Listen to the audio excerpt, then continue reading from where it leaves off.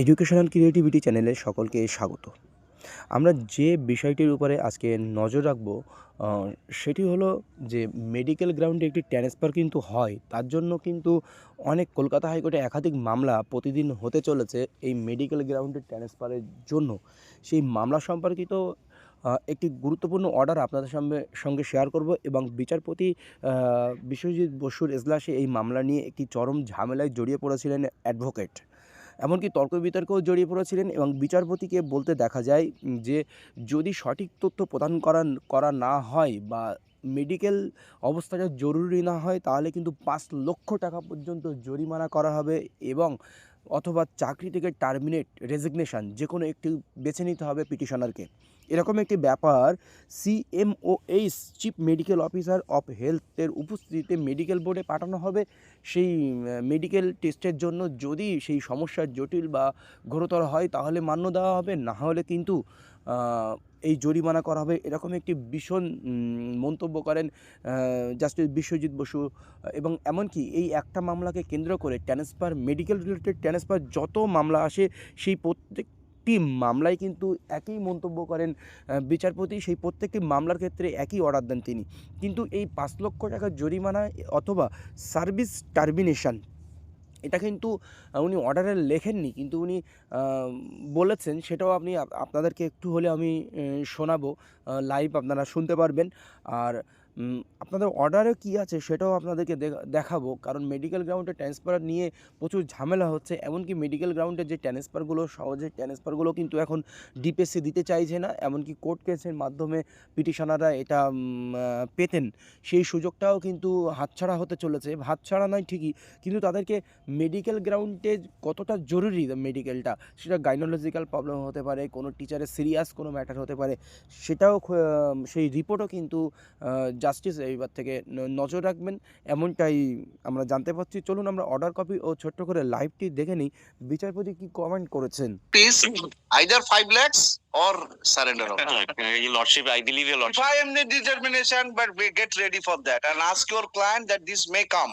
If the CMH opines that the illness is not that much serious. দেখুন সেই order copy. The petitioner is a confirmed assistant teacher at Gafidi primary school under Nanoor south circle of Birbhum district primary school council. The petitioner is praying transfer to school in her home district at Nodia on the ground that she is suffering from gynecological disorder. এটা gynaecological disorder প্রত্যেকটা মেয়েদের ক্ষেত্রে যে সমস্ত ম্যাডামরা এই সমস্ত মামলা তুলছেন তাদের ম্যাক্সিমামই গাইনোলজিক্যাল ডিসঅর্ডারের কথা তুলে ধরা হচ্ছে। সেই জন্য বিচারপতি একটু ক্ষোভ প্রকাশ করেছিলেন এই ব্যাপারটা নিয়ে। তো said counsel, the respondent number 6 herein is directed to arrange for a medical examination of the petitioner by the chief medical officer of the said district. সেই ডিস্ট্রিক্টের চিফ মেডিকেল অফিসার দ্বারা CMO এইচের উপস্থিতিতে একটি টেস্ট করানো হবে।